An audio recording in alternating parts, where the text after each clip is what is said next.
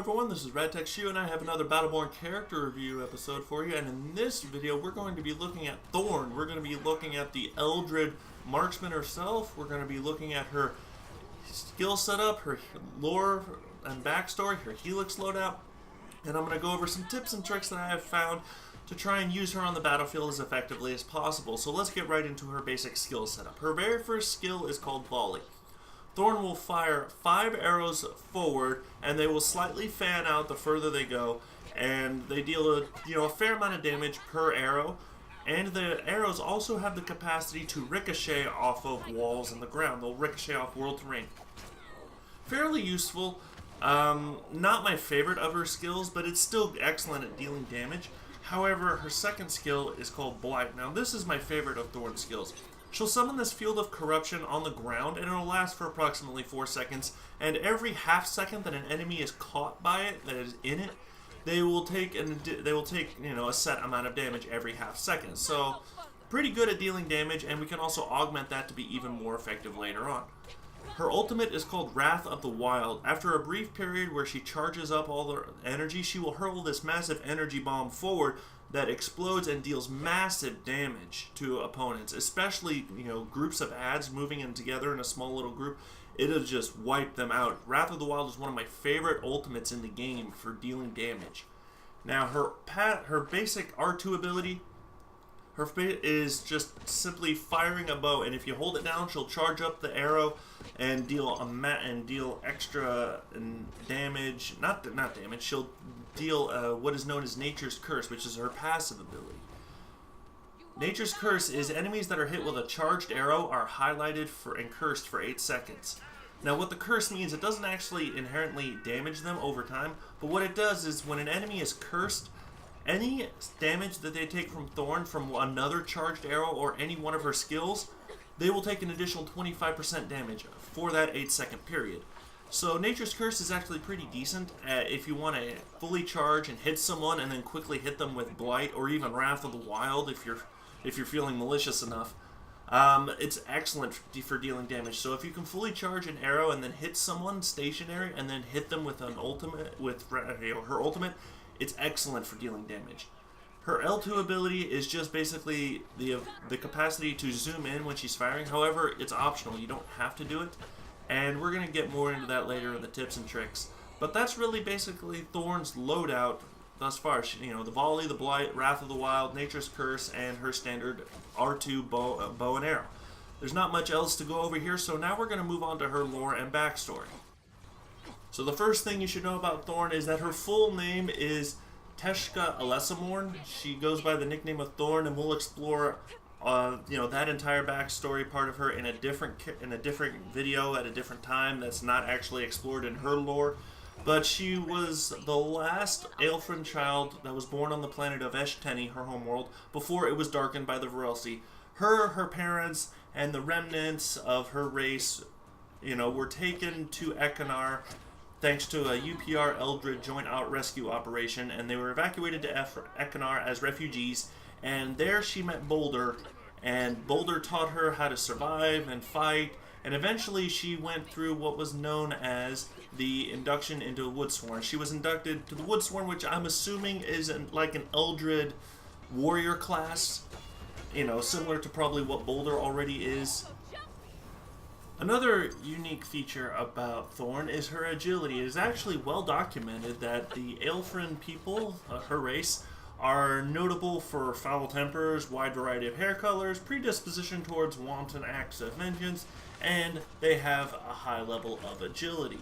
Now, this is actually somewhat to be expected because while they were living on Ekinar, there was a lot of lethal flora and fauna to the planet, of course. However, the Aelfrin evolution could have been affected chiefly by the unpredictable gravity anomalies on Ekinar. The type that eventually caused the Ekinar planet to be in the tatters that it is right now. When you look at the planet, there are chunks of it missing. So it's obviously gone through some gravitational issues, and this could have affected the Aelfrin's ability to evolve in a way so that they're more agile.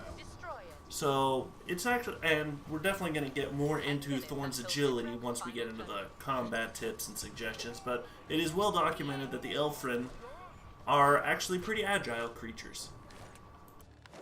Another interesting piece of lore is actually the bow that Thorn wields. It is called Kreshek, and it translates to one who hunts the shadows, and apparently it is like a legendary Aelfriend artifact of some kind, and it has the ability to draw in the energy around it and turn it into arrows, which is how you can see Thorn constantly shooting and never running out of arrows. She has an unlimited supply of arrows. She never has to worry about running out. So apparently it draws in from the energy around her. And there's also a special gauntlet that you see Thorn wielding on her right hand. That is also specifically paired to function with the Kreshek bow. And they're very, very cool items. At least they look badass. And the bow is actually pretty damn useful, I must say. I like the bow a lot. I like the history and lore behind the bow. And it's pretty damn fun to play. When you complete the Archive mission on Advanced Difficulty without losing any lives with Thorn, you unlock her Codex entry that is recovered from that archive, and apparently it's Thorn giving a eulogy that is dedicated to all of the Eshteni who died for the sake of fighting off the Varelsi and keeping their race alive. And she has dedicated, you know, her life to revenge against the Varelsi and so on and so forth. And Thorn is definitely a savage killer on the battlefield and dedicated to fighting the Varelsi. However, Boulder is, he warns Thorn to be very cautious. And the last piece of lore we're going to cover in the Granddaughter of Stone that you unlock when you play on the same team as Boulder a certain number of times. Boulder sends her a root, a Vidanium root extract, and it is poisonous. If you just eat it raw, it can poison you, and if you cook it for too long, it can poison you. So it requires you have to handle it with care in order to get the full benefit of eating it. And this is a metaphor that Boulder uses to tell Thorn to be careful about her power, to not let her power consume her. You know, do not become like the ones you hunt. Do not be consumed by your power. This is Boulder's warning to Thorn, because he's obviously worried about her and letting her lust for revenge overcoming her and pretty much taking over everything that is her. He doesn't want her to be lost in her lust for revenge or any type of, you know, vengeance. So that's really I really like Thor. Her character is pretty deep, and that's really all I've got for her lore and backstory. Now we're going to go into her Helix loadout. I want to show you the Helix loadout that I've found to play with Thorn that I've had some good success with. Alright, so right off the bat, level 1, I like to go with Swampfoot. Enemies that are damaged by Blight are slowed for a short time. This is excellent, and it is very useful for helping Thorn land some shots on enemies, especially enemies that are moving around and making themselves difficult to hit, like Melka, for example. Blight I like a lot more than Volley, and I like to augment Blight as much as possible to be as effective as possible. So I like to go with Swampfoot for level 1. Now level 2, any one of these is okay, but I kind of prefer Fellwind just on the off chance that I need to run through Blight to make a hasty escape or to make myself slightly harder to hit. Fellwind can definitely help me. Plus, with the increase in my movement speed and the decrease in my opponent's movement speed, it gives me more of an advantage as playing with Thorn, and we're also playing to one of Thorn's strengths, which is her agility. Next up, level 3, I like to go with Draw Strength. I tried playing around with Burst Propulsion. It's not terrible, but I just prefer Draw Strength just because, you know, arrows penetrate multiple targets. That means that, you know, if I shoot a bunch of ads, it'll go right through them if they're lined up, or even enemies that are lined up right behind each other, or enemies that are trying to hide behind, like Toby, for instance, hiding behind a shield. That can happen. So, Draw Strength I prefer for level 3. Next up, level 4, I like Knockout. I tried using Focused Volley. Focused Volley doesn't really seem to do a whole lot unless like only a few arrows hit. But if all your arrows hit, it really makes no difference between like Knockout versus Focused Volley. So I prefer Knockout personally for level 4. Next up, level 5. This one I actually go with Hexanguation. Curse status deals additional bleed damage to afflicted enemies. That means if I hit my opponents with fully charged arrow and get them curse, they will take damage for 12 seconds guaranteed. Fiendish Curse makes it so that bonus damage to curse targets penetrate shields. That's only if that only applies to the bonus damage of the curse status, which means that Fiendish Curse only applies for hits after the initial curse status is inflicted, and Hextension increases the curse bonus damage and the duration. Once again, this will increase the bonus damage that they take from 25% to 35%, and it'll increase the duration for they remain cursed, but it doesn't deal anything right there. In other words, Hextension and Fiendish Curse are dependent on your ability to hit your opponent after you have already afflicted one with curse, whereas Hexsanguination automatically means they take damage right as you curse them. So Hexsanguination pretty much takes effect right on the first shot, whereas Fiendish Curse and Hextension are required for you to take. They can only be utilized on the shot or on the damage that is inflicted after they have been afflicted with curse, and only on damage, and only when they are afflicted with curse can those two be applied. Can those even be used or applied? So Hexsanguination can be used on every arrow, even especially on the first one.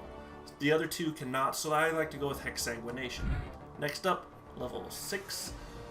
Increasing Blight's area of effect damage is pretty good, and so is Swift Volley. This is either or, depending upon.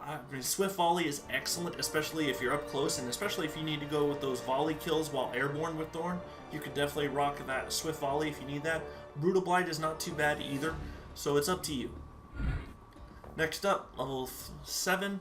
Vaulting Hunter is actually excellent. I definitely like Vaulting Hunter, making Thorn much harder to hit, making it so that she can jump up to areas that she normally can't reach. In story mode missions, it's awesome as well. Eagle Eye is not too bad, and phasing arrows, I never really could get into it. But I like Vaulting Hunter and Eagle Eye, but I prefer Vaulting Hunter personally. Next up, for level 8, I go with Enduring Blight, increasing the effective duration of Blight, meaning it lasts longer, meaning it deals more damage over time.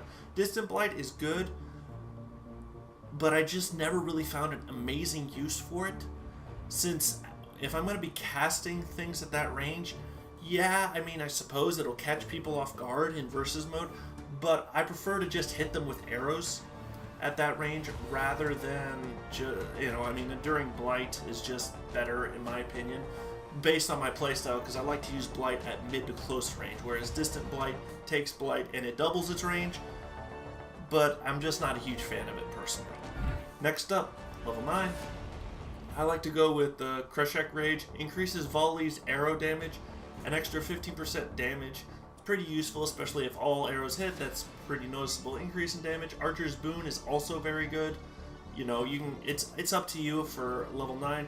Level 10, I like to go with Earthrender. Leaving behind a Blight is excellent. So if I cast Blight and my opponent moves just out of the way, I can charge up my Wrath of the Wild while they're slowed down from my first Blight. And then I hit them with Wrath of the Wild. If that doesn't kill them, a second Blight is left on the ground, and they're going to be afflicted by that as well. I mean, you really can't go wrong here. Odds are most enemies that take all of that, they're going to be dead. So Earthrender combos well with Wrath of the Wild and a normal Blight to it's just chaos for your opponents, and it's excellent. And I like this setup with Thorn. I've had a lot of fun with Thorn in terms of playing around with her and learning her. And now that's really all I've got for this, and now we're going to head back to the actual gameplay, and I'm going to go over some tips and tricks that I found to use Thorn as effectively as possible. So my suggestions for items and gear is to focus on Thorn's attack damage, her skill damage, and either her movement speed or her sprinting speed. I don't worry about her attack speed because it's so slow. Using an item to increase her attack speed by 10 or even 14% really isn't going to be enough to make much of a difference, at least a noticeable difference, because her starting rate of fire is so damn slow. So I prefer to focus on her strengths of skill damage, attack damage, and movement speed. And speaking of her strengths, that is definitely one of the best things about Thorn is she is great at dealing damage. She is a powerhouse. When you are hitting opponents on all cylinders with their skills and her charged up arrow shots, she is able to just annihilate people. But one thing you may have noticed is I'm not that great of a Thorn player. Hell, I missed that opportunity to kill an Oscar Mike who didn't even fight back. But one thing I do admire about Thorn is her ability to deal damage in a short amount of time. She can definitely tear people a new asshole. And that's just one thing I like about it. I love it about her. I love Thorn's ability to deal damage. I'm just not that good with her. Don't get me wrong. I'm not saying she's bad. I am just bad with her. I'm not able to land those difficult arrow shots. And that's one of the things about Thorn that you need to be able to do if you want to do extremely well with her consistently, is land difficult arrow shots at mid-range. Shots where you're jumping around, you're making yourself hard to hit, and your enemies are moving, trying to make themselves hard to hit while they're still trying to attack you. Really, really good Thorn players are able to land those difficult shots. And unfortunately, like I said, I'm just not one of those players. Thorn is not bad. She is not capable. I'm not saying she's not capable. She's just really difficult for someone like me. I would strongly recommend that you fight at mid-range. You use your skills like volley at close range to finish off enemies who are trying to get away, like right there. Blight to slow them down to make it so that they're easier to hit. And Thorn excels in slightly mid to long range engagements. I would consider her more of a marksman than a sniper. Like where Marquis at extreme ranges, I think Marquis at extreme ranges will beat Thorn just because of his damage, his decent rate of fire, and his accuracy is slightly better than Thorn. However, when you close the gap on someone like Marquis, that's where Thorn starts to shine and Marquis will start to fade away. And I think that's where you need to focus with Thorn. You need to focus with Thorn kind of at mid-range, maybe the back end of mid-range at the furthest. But Thorn is devastating. You combo her skills together, slow your opponents down with your blights, and then just hammer away at them. And just don't let them manage to escape. Finish them off with a volley at close range if you want. And Thorn is a monster. I have seen people just tear it up with Thorn. Constantly. People get games of like 20 plus kills with like 2 or 3 deaths. I think I saw one guy go like 26-0 with Thorn a long time ago. So that's really all I've got to go with over Thorn. And I apologize for this gameplay. You can clearly tell it's old gameplay because of the map layout. But this is literally the best I could get with Thorn because, like I said, I'm not that good with her. But don't underestimate her. She is a dangerous powerhouse in the right hands. And that's really all I've got for this gameplay. I hope you guys enjoyed it. If you did, please don't forget to like, favorite, subscribe. And I will see you guys in my next video. This is RadTechShoe signing off.